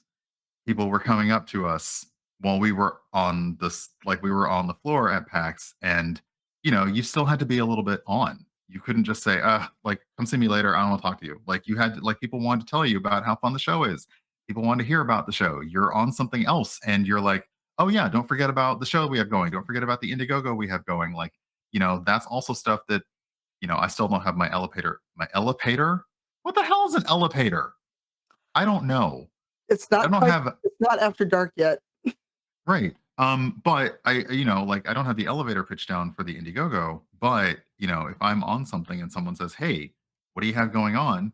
Even that, like that tiny little soft skill of being able to be, personable and presentable about your show and pitch it to somebody who's never heard of it, or maybe pitch it to a game company who's like, "Hey, we'd like to supply you stuff for our game if you want to use it." That kind of thing also. But that is more of whoever's best suited to it. Like Eugenio has a theater background. I have like a tiny, tiny performance background. So being on isn't the worst thing in the world. 'Cause usually if I don't want to be on, I just run and hide in my room. Or the bar, whatever. Bar's better. Yeah. I started laughing because I will be that person, like, "I can't right now, I gotta go." I do feel bad for anyone who tried to talk to me before, like within like the 6 hours before our live show, Oh, because no. I could not process anything at all. So I do feel bad. But if you saw me after that, yay. Yeah, even backstage, you were like, "I'm gonna be over here."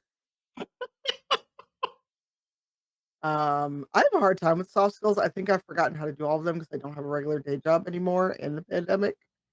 I mean, Hmm. I'm also like, actually, I'm blanking on his name, Pat Rothfuss. I saw him handle that in a very gentle way, when I was in Dublin, and some of us were trying to leave because it was, like, after the Yugos, and we were going to the losers party, um, and someone came up to him, and they were, like, very excited to meet Pat Rothfuss and everything else. He's like, "It's been a really long night. We've got a car coming. We still got a few days of the con. I'm sure if you catch me after a panel, I'd be way more energetic, but it's been a long night. We're trying to get dinner. It's not, and it wasn't like it was the last night of Worldcon. It was like, you know, just check on Twitter, come say hi after a panel. I'll be a lot more open to talking." And then just kind of gently ushered all of us outside. Um, Nice.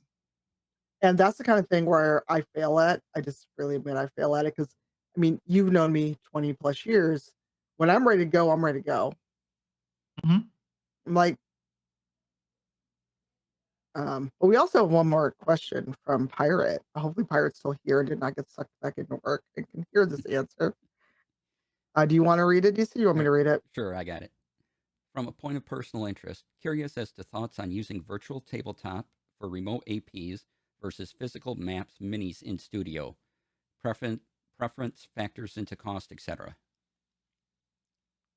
Um, I still prefer Theater of the Mind because even when Rivals was in studio, other than having a dice cam, which we didn't even have to start off with, we still did Theater of the Mind and we didn't really do maps. Like any of the maps or things that you saw in kind of a super produced first 8 episodes that we don't talk about, was not our doing or preference. In an ideal world, I would love to have maps or show virtual character sheets like we did for Motherlands, but again, can't do that because we're not using Cortex. And we don't even do it for Rivals. We didn't do it for Black Dice. I really prefer Theater of the Mind because one, showing our character sheets opens the door to back seating, and it's annoying. But also, people are just so fucking critical of something they didn't pay for. It irks me. And for me, especially if it's a show that I'm so tied into, like something like Rivals, it would take me out of it if there was constant complaining about either the lighting on the map or why can't I see this? Why can't I see that? And also, at least for me, I don't watch the show to watch the dice rolls. I watch for the story you're telling. Because if I even if I wasn't on Rivals, I would watch it because of the narrative storytelling, if that makes sense. And if you do overhead cams, it just adds a cost. That's another camera, another input, another point of failure. But It, that's me. and it's one more thing for the cast to be cognizant of. Even when they had them at when they had them at PAX, which was cute. You know, we're like, oh, we have to make sure that like you can see our dice rolls. It was one thing to fiddle with, which it was fine. Um, it makes me now think of something that we didn't mention when talking about production, which is not just the screen with everyone's face on it, but are you also doing any other little tidbit? Are you doing a like Motherlands did a two shot? Are you doing a wipe to have a map appear on screen so everybody can see it? Um, Anything beyond the standard OBS slideshow of name and character or the character profiles that come up, which are they're very nice to have. Um, but I mean, I like theater of the mind, but when it comes down to the numbers, which sadly D&D requires a lot of how far away are they? If that can be a lovely conversation and negotiation between me and the GM, fantastic. But if it is a thing where no, I actually need to know, like, all right, who's 10 feet behind me, who's 30 feet in front of me, that would help, but I think the only thing I've used so far is Roll20, and I do know that there are other virtual tabletop apps and sites out there. Um, I have not seen I've not seen too many actual plays that are using them seamlessly. There's always a little bit of, oh, let's go to this. Okay, let's come back to us. Essentially, like yesterday when I started playing a game and I was still on like the BRB screen, and everyone's like, "Oh wait, you actually got to go back to the game screen." That's what I've seen because it's not seamless unless, again, you have a producer who you've already gone over and said, okay, these are the lists of scenes that we're going to need. These are the cues that we'll give you to switch to them and switch back to them. Or if your producer's really good, they are just able to know by watching and listening to you. Let me flip to this. It's like being in a studio, flip to camera one, camera two, etc. But that is something that you can't just get somebody walking in off the street. Excellent. All right. So I think we'll wrap up there. I muted myself. No, what did you say? Uh, I was agreeing with you, Brian, and just saying, like when you've worked out kind of cues of if you hear this thing, um, and when you hear a phrase or keyword, oh, you can seamlessly transition to a map or to the character sheet or to virtual rolling. Um, oh, hey, there's Eugenio in chat. Because funnily, when you said that, I was like, let me check with Eugenio to see if we need a Because I one-on-one. remember, I know, yeah, I know that he did a lovely show that was to show off a new VTT, and I also think about things that would be fun, like we use D&D Beyond for our dice rolling, and it would be great if, admittedly, I say if because honestly, um, D&D Beyond is lovely in a Chrome browser, but when you are actively streaming and having other windows and basically doing everything, that Chrome browser to roll 5 dice will take up literally all the memory on your system. So maybe not that. But it'd be fun if we had like the ability to do a virtual dice roll. Like when you use Roll20 and Roll20, you can just capture the whoop part. Like it's cute, but it also depends on if you're much more of a stats laden. And we can talk about, there are shows where you can just sit there and do your stats and your math. That's still an actual play. You don't have to necessarily be entertaining in the same way of people who are putting on a theatrical show. You can just sit there and say, yep, here's my role, here's this role. That's still an actual play and it's still fine. But I do think that having those for the audience to see, it takes a little bit away from us doing our thing. Because I roll the 12. I'm gonna tell you I roll the 12. There's only one instance where I've had a GM behind the scenes tell me to lie and just say a high number. That's only happened ever one time. And even then, we didn't actually see that note until it was after we'd already rolled and said our numbers. So, oh well. Wow. Because that was like again, it was for the performance of it. It wasn't that particular role wasn't necessarily about a actual success or a failure. Like they just wanted everybody to say we got aced numbers. That's it. Mm. That's amazing. All right. I think going to wrap up. You two have been very excellent with your time for this. I really appreciate it. Going to give you a chance for any final thoughts and do an outro. So let's start with Herb. Yes. Where do I send the invoice? Oh, just go to my link page and there's an email button and Wow. That was No, very this is smooth. yeah, this has been lovely. I am really I don't know. I like listening to DC talk about tech stuff, so this is always fun for me. Um, but yeah, you can find me online as Urban Bohemian pretty much everywhere. You can see me on my channel. You can see me on Rivals of Waterdeep. You can see me on the God Plane. You can see me on Idle Champions Presents Hunger of the Far Realm. You can listen to me on Cyberpunk Independence. And you'll be able to see me in about a month and a half at PAX Unplugged with the rest of Rivals of Waterdeep. But yeah, follow me on Twitter at Urban Bohemian, and I'd love to see you hanging out in my stream and in my chat. all right, Cypher. Let's see. In about 2 hours, you can come over to my channel and see episode 4, season 4 of Motherlands with DM Jazzy Hands, our storyteller. Brian's does our intro voiceover. Voo, we.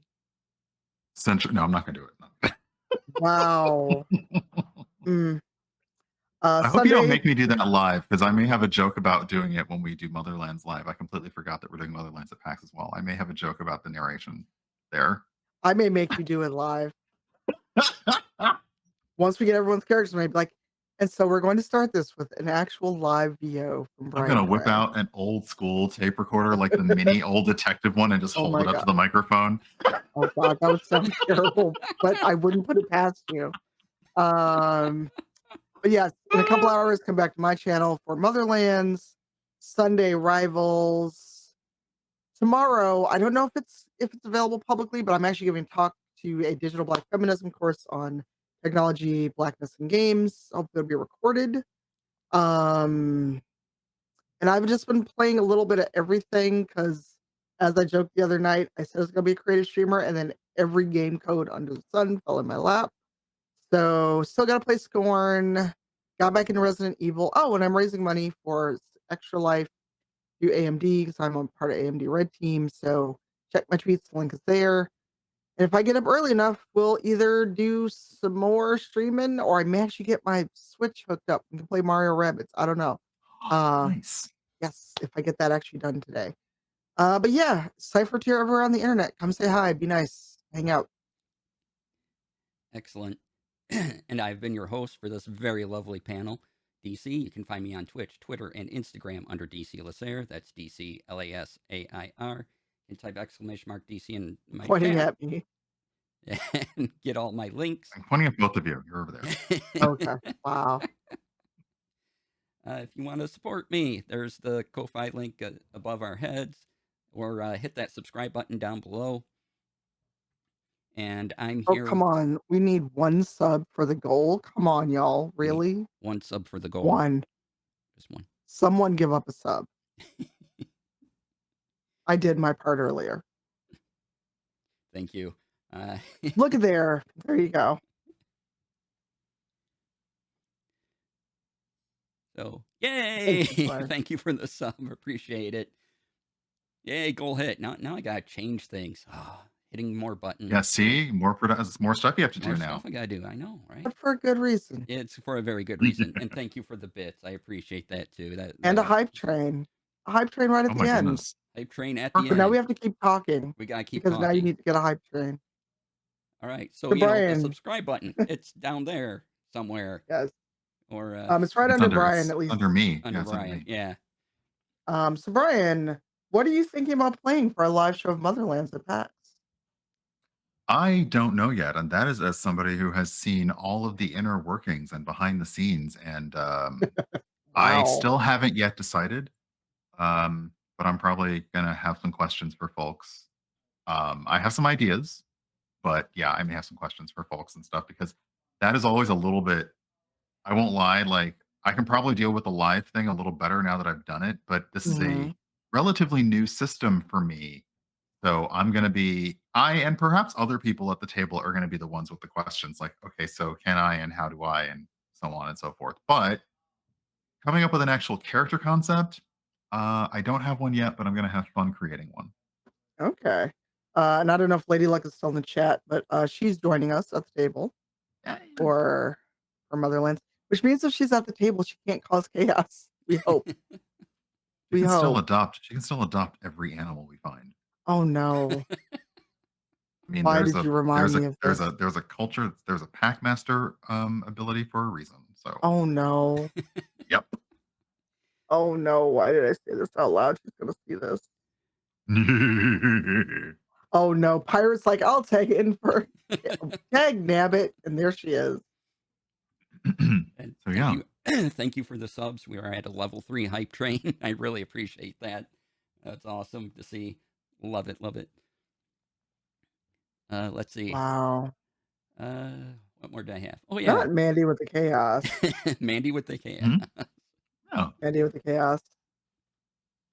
Well, it's a live show. I'm not sure how much chaos you can cause from the audience. If it was chat, I'd be afraid. I just have these weird ideas of people coming to like a live D&D show, like they're coming to a football game or a baseball game and just like suddenly a bunch of people in the audience like lifting up their shirts and it's just crit roll like written on their stomachs like yeah, crit, oh no. Oh my god. Like a tailgating party? Oh my god. You know, like that would be hilarious to me. I I would just be like, I quit. I quit. Wow. Brianna's like chaos. Uh TBD about whether I'll actually be there, but November 10th, Brianna and a bunch of people are doing an awesome actual play for charity that is Black Panther themed. Nice. Is there a tweet I can share, Brianna? If so, can you drop me a Discord DM? If not, because I have made a plan that may script me participating. We've yet to see. I'll know by Sunday. Um, but yes, it's about 2 weeks out, and it's for charity. It's shenaniganry. Um, oh But my god. but also That would speaking be of amazing. uh, DMing and producing. Do you have anything coming up soon, DC? I feel like you would Uh, have I, mentioned it and I would have known, but I want to do one more charity stream in November, but I haven't put together the organization yet. So November, December, one more charity stream for the year, and hopefully have both of you on if you'd like. Uh, and yeah, it'll be another dessert themed greatness. It's going to be why does the Bakers Guild make so much money that they've been able to pay you all with? Oh I'm my not god. I'm saying hungry. anything, and nobody in chat say a single word because do not encourage him. You all encourage him already by agreeing to do these games. Yeah, I they're had the fun and they're timer. for a good cause. Oh, pardon. 6:30 p.m. Ah, Pacific, not um, 6. it's fun and it's for a good cause. And as we've said, um, charity games are really easy for us to say yes to if we have the time. And I've said on Twitter, Tanya has said on Twitter, um, do not assume that we are too busy to do stuff. While we may actually be too busy to do stuff, I say that as somebody who is doing essentially 4 shows right now. However, there is still room for us to say yes to things. So go ahead and ask. Wow. Wait, what happened from, "Are you sure you want me on Rivals" to, "I'm on 4 shows"? Okay, B Dave. Well, apparently that's look, I can have like out my surprise and anxiety some other time about the fact that it blows me in my mind that people ask me to be on stuff because I'm like, really? Okay. Then I said okay too many times, and that's why I'm doing 4 shit now. So, Well, at least one's a podcast. It's not all on screen. yes. It is nice to have the podcast. We do record it, but the actual editing, there's actually editing of both the video and the audio later. So if we like cut up or forget something, we can just clip that out of the recording for later. So that's another interesting thing, which I don't know anybody who actually works on recorded actual plays. But Yes, I've you do. often Eugenio. no, I mean like a lot like video ones. Oh, Yeah, oh, no, you not mean, like oh, yeah, okay. like a because that to me is like that to me every time somebody talk and I realize I'm bringing it back around every time someone talks about like oh high level production quality etc. I'm like you're essentially talking about people who are able to not do live Twitch streams but they're able to record this and then have like good post processing and special effects and sound effects and all that, which again takes, like fly us all out to the same location. Great. So we have to figure out how to stay there for 4 to 5 days, accommodations, studio time, meals, travel. That's still a lot. To Yep. then say, oh, well, they're not in chat, so we don't get to interact with them. And then I will be there in chat telling you all to fuck off. So, the usual. And this is why we're friends 20 plus years later. So yeah, I realize like I don't currently watch any TTRPG shows that I would consider a show because they film it or record it and then process that and then just do like broadcasts on Twitch or YouTube. So I should find one to see how those feel. Yeah. I mean, there's Critical Role, but I'm so behind. Sorry, Matt, if you ever watched it. I cannot catch up with Critical Role. I do the Wikipedia synopses because I can't keep up. I can't catch up. It's 4 hours every Thursday till 1 in the morning for me, 2 in the morning for you. So And my show on Thursday goes like we basically stop right before Critical Role. So it's like, you know what? I'm gonna go to bed.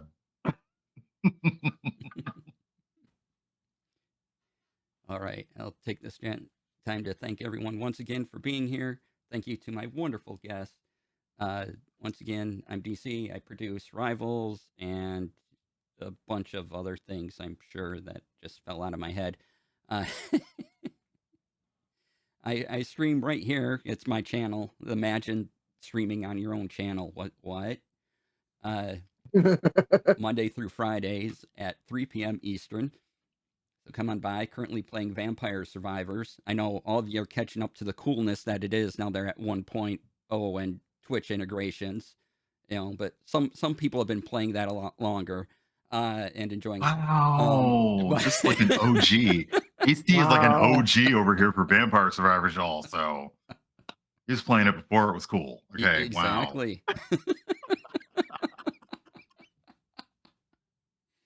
So if you Oh, want to see also, more, as we end, oh, happy birthday to pronounce in my bio and to Karama Horan, the blurred girl. You both share a birthday.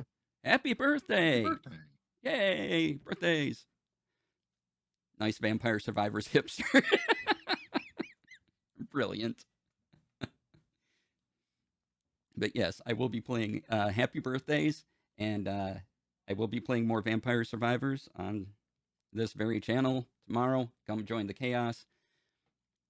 And once again, thank you, CypherofTyr. Thank you, Urban Bohemian, for being here. It's been lovely having you. It's been a great talk. Thank you, audience, for coming and supporting this. If you want to see more talks like this, please message me on Twitter. Let me know, and I will organize things. If this was valuable to you and you want to see more of these talks, you just gotta let me know, and I will come up with topics and have more guests, and we'll keep doing these as a regular thing. So thank you Yeah. all for joining me once again. As I end everything, please be kind to yourself, and as the scrolling thing says in the upper right corner of your screen, be kind to others, be kind to yourself. Thank you all so much for watching. I'll see you tomorrow. It's been fantastic, and have a great evening. Bye.